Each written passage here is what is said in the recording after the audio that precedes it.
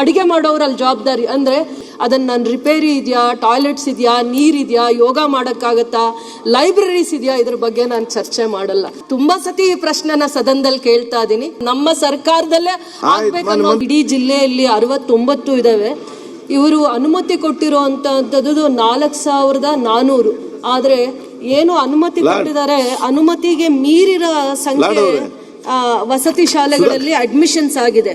ಅಂದ್ರೆ ಮೆಟ್ರಿಕ್ ಪೂರ್ವ ಮತ್ತೆ ಮೆಟ್ರಿಕ್ ನಂತರ 4,000 ಅನುಮತಿ ಕೊಟ್ಟಿದ್ದಾರೆ 69 ವಸತಿ ಶಾಲೆಗಳಲ್ಲಿ. ಆದರೆ ಅಡ್ಮಿಷನ್ಸ್ ಆಗಿರೋದು 5,000ಕ್ಕೆ ಮೇಲ್ಪಟ್ಟು. ಅದರಲ್ಲಿ ಅರ್ಥ ಮಾಡ್ಕೋಬೇಕು, ಪ್ರತಿ ಜಿಲ್ಲೆಯಲ್ಲಿ 5,000 ವಿದ್ಯಾರ್ಥಿಗಳು 5ನೇ ಕ್ಲಾಸು 6ನೇ ಕ್ಲಾಸ್ ಮೇಲ್ಪಟ್ಟವರು 10ನೇ ಕ್ಲಾಸ್ ಒಳಗಡೆ ಪ್ರತಿ ಜಿಲ್ಲೆಯಲ್ಲಿ ಹಾಜರಾತಿ ಆಗ್ತಾ ಇದ್ದಾರೆ. ಅಂದರೆ ಬೇಡಿಕೆ ಇದೆ ಅನ್ನೋವಂಥದ್ದು. ಆದರೆ ಶಿಕ್ಷಣ ಕ್ರಾಂತಿಯನ್ನು ನೋಡ್ತಾ ಇದ್ದೀವಿ. ಇವತ್ತಿನ ಬಜೆಟಲ್ಲಿ KPSC ಶಾಲೆಗಳು ಬರಬೇಕು ಇದ್ದೀವಿ. ಮೊರಾರ್ಜಿಯಲ್ಲಿ ಎಜುಕೇಷನ್ ಸ್ಟ್ಯಾಂಡರ್ಡ್ಸೇ ನಿಲಯ ಶಾಲೆಗಳಲ್ಲಿ ಆ ಪದ್ಧತಿನ ಇನ್ನೂ ನಾವು ಅಳವಡಿಸಿಲ್ಲ. ಅವರಿಗೆ ಯಾರಿಗೆ ವಿದ್ಯಾಭ್ಯಾಸದ ಬಗ್ಗೆ ಅರಿವು,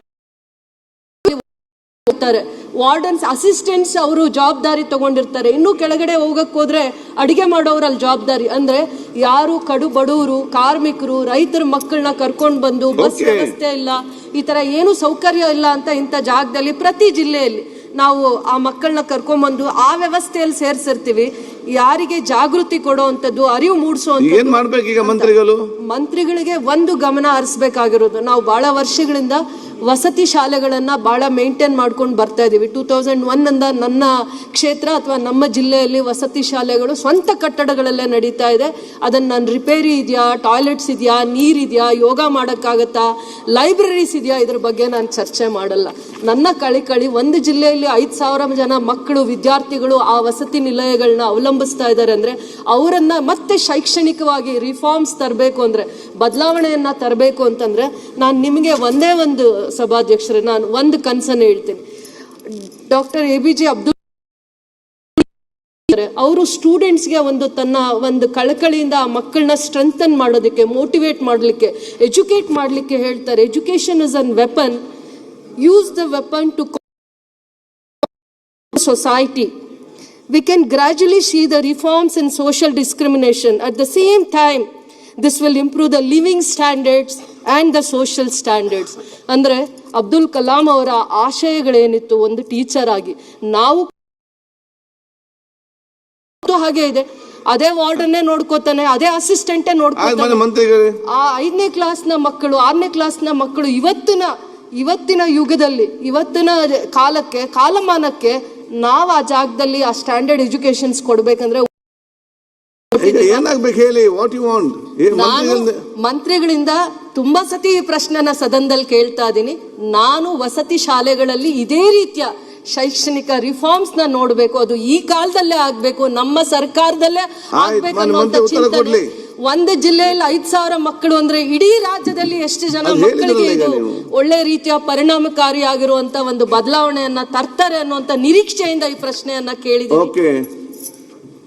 ಮೊನ್ನೆ ಸಭಾಪತಿಗಳೇ ಗೌರವಾನ್ವಿತ ಸದಸ್ಯರ ಪ್ರಶ್ನೆ KJPಗೆ ಸೀಮಿತಪಟ್ಟಿದ್ದು. ಬಟ್ ಅವರ explanation philosophically all over the country apply ಆಗೋ ಥರ ಮಾತಾಡ್ತಾರೆ. It's very fine. ಅಂಬೇಡ್ಕರ್ ಹೇಳಿರೋದು ಎಜುಕೇಶನ್ ಬಗ್ಗೆನೇ. ಪ್ರಜ್ಞೆಯವರೆಲ್ಲ ವಿದ್ಯಾ ಕಲಿಯಿರಿ ಅಂತ ಹೇಳೋದು. So the priority of the government is on education only, whether it is central government or union government or state government, priority is on education. ಈಗ ಸ್ವತಂತ್ರ ಬರೋಕ್ಕಿಂತ ಮೊದಲೇ ನಮಗೆ ಶಿಕ್ಷಕರ ಸಂಖ್ಯೆ ಇದ್ದೀವಿ. There are so many reformation and recommendations as per the national education policy is concerned, so much so in the state. So ಇದಕ್ಕೆ I don't want to go in detail about all these issues. KGF ನಲ್ಲಿ ಒಟ್ಟು ಇವರ ಕ್ಷೇತ್ರದಲ್ಲಿ 8 ಅಂಬೇಡ್ಕರ್ ಕಟ್ಟಡಗಳಲ್ಲಿ ಕೆಲಸ ಮಾಡ್ತಿದ್ದ ವಸತಿ ಶಾಲೆಗಳಲ್ಲಿ. ಅದರಲ್ಲಿ 8 ಶಾಲೆಗೆ ವಿದ್ಯಾರ್ಥಿಗಳಿಲ್ಲ. ನಾವು 2013ರಲ್ಲಿ ಹಾಸ್ಟೆಲ್ ಫಾರ್ ಆಲ್ ಪಾಲಿಸಿ ಮಾಡಿದ್ವಿ. ಎಷ್ಟು ಜನ ಮಕ್ಕಳು ಬಂದ್ರೂ ಅವ್ರಿಗೆ ಹಾಸ್ಟೆಲ್ ಕೊಡಬೇಕು ಅಂತೇಳಿ ವಸತಿ ನಿಲಯಗಳಲ್ಲಿ. ಸ್ಯಾಂಕ್ಷನ್ಗಿಂತ ಹೆಚ್ಚಾಗಿ ಒಂದು 1000 ಇದ್ರೆ 1600 ಜನ ಇರ್ತಾರೆ. ಬಟ್ ಅವ್ರಿಗೆ ಎಕ್ಸ್ಟ್ರಾ ತಗೊಂಡು ಅವ್ರಿಗೆ ಮೇಂಟೆನೆನ್ಸ್ ಕೊಟ್ಟು ಶಿಕ್ಷಣ ಕೊಡ್ತೀವಿ. ಕ್ರಮೇಣವಾಗಿ ನಾವು ಅವ್ರಿಗೆ ಸ್ವಂತ ಕಟ್ಟಡದಿರ್ತೀವಿ. ಇಲ್ಲಿ ನಡೀತಾ ಇರ್ತಕ್ಕಂಥ ಎಂಟ್ರಿ ಎಲ್ಲ ಸ್ವಂತ ಕಟ್ಟಡದಲ್ಲೇ ನಡೀತಾ ಇದೆ ಅವ್ರ ಕ್ಷೇತ್ರದಲ್ಲಿ. ಮತ್ತು ವಿದ್ಯಾರ್ಥಿಗಳು ಕೂಡ ಅಲ್ಲಿ ಇದ್ದಾರೆ. ಮತ್ತು 10 ಒಟ್ಟು ಬಾಲಕರದು 8 ಇದೆ, ಬಾಲಕಿಯರದು 2 ಇದೆ. ಒಟ್ಟು 10 ಶಾಲೆಗಳು ಎಲ್ಲ ಇನ್ಫ್ರಾಸ್ಟ್ರಕ್ಚರ್ ಕೊಟ್ಟಿದ್ದೀವಿ. ಅವರು ಹೋಗಿ ನೋಡಲಿ. ಯಾವುದೇ ಕಟ್ಟಡ ಡೆಮಾಲಿಷನ್ ಅಂತ ಹಂತದಲ್ಲಿ ಇಲ್ಲ. ರಿಪೇರಿಗೆ ಬೇಕಾಗಿರ್ತಕ್ಕಂಥ ಇಲ್ಲಿ get the information, detail information. ಅದು ದುರಸ್ತಿ ಮಾಡುವಂಥ ಇದೆಯೋ ಇಲ್ವೋ ನೋಡಿಕೊಂಡು ಕ್ರಮ ತಗೋತೀವಿ. ಮತ್ತು ಗುಣಮಟ್ಟ ಅಂತ ಹೇಳಿದ್ರೆ ನೀವು ನೋಡಿದ್ರೆ ನೀವು ಸರ್ಕಾರಿ ಶಾಲೆಗಳಿಗಿಂತ ರೆಸಿಡೆನ್ಸ್ ಸ್ಕೂಲಲ್ಲಿ 92% ಬಂದಿದ್ದಾರೆ ಮಕ್ಕಳು. ಕ್ವಾಲಿಟಿ ಎಜುಕೇಷನ್ ಸಿಗ್ತಾ ಇದೆ. ಎಕ್ಸ್ಟ್ರಾ ಟ್ರೈನಿಂಗ್ ಕೊಡ್ತಾ ಇದ್ದೀವಿ. ಅಲ್ಲಿರ್ತಕ್ಕಂಥ ಸ್ಟಾಫ್ಗೆ ನಾಲೆಜನ್ನು ಅಪ್ಡೇಟ್ ಮಾಡ್ತಾ ಇರ್ತೀವಿ. ಇದನ್ನೆಲ್ಲ ಕ್ರಮಗಳನ್ನು ಕೈಗೊಂಡು brought many changes in the last 2.5-3 years. Okay. So ಇನ್ನೂ ಇದು ಸಂಪೂರ್ಣ ಆಗ್ಬಿಟ್ಟಿದೆಲ್ಲ. ನೆಕ್ಸ್ಟ್ 2-3 years ಅಲ್ಲಿ ಎಲ್ಲ ವಸತಿ ಶಾಲೆಗಳು ಸ್ವಂತ ಕಟ್ಟಡದಲ್ಲಿ ರೀತಿಯಲ್ಲಿ ಸರ್ಕಾರ ಕ್ರಮ ತಗೊಳುತ್ತೆ. ಓಕೆ. ಪಾಟೀಲ್ MR. ಸಭಾಧ್ಯಕ್ಷರ ಇನ್ನೊಂದು ಉಪ ಪ್ರಶ್ನೆ.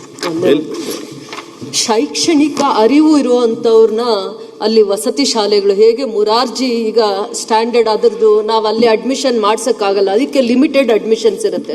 ಈ ವಸತಿ ಶಾಲೆಗಳ ಎಜುಕೇಷನ್ ಸ್ಟ್ಯಾಂಡರ್ಡ್ಸ್ನ ಆ ಲೆವೆಲ್ಗೆ ಇಂಪ್ರೂವ್ ಮಾಡಬೇಕು ಅನ್ನೋದಕ್ಕೆ, ಯಾರಿಗೆ ಆ ವಿದ್ಯಾಭ್ಯಾಸಕ್ಕೆ ಹೆಚ್ಚು ಅರಿವು ಕೊಡಬೇಕು, ಮಹತ್ವ ಕೊಡಬೇಕು ಅನ್ನೋಂಥವ್ರು ಆ ಮೇಲ್ವಿಚಾರಕರಾಗಿರಬೇಕು. ಅಡುಗೆ ಮಾಡೋರು, ವಾರ್ಡನ್ಸ್ ಇಂದ ಅದು ಮೇಂಟೈನ್ ಆಗಬಾರ್ದು ಅನ್ನೋದು ಒಂದೇ ನಂದು ಕಳಕಳಿ ಇದ್ದಿದ್ದು.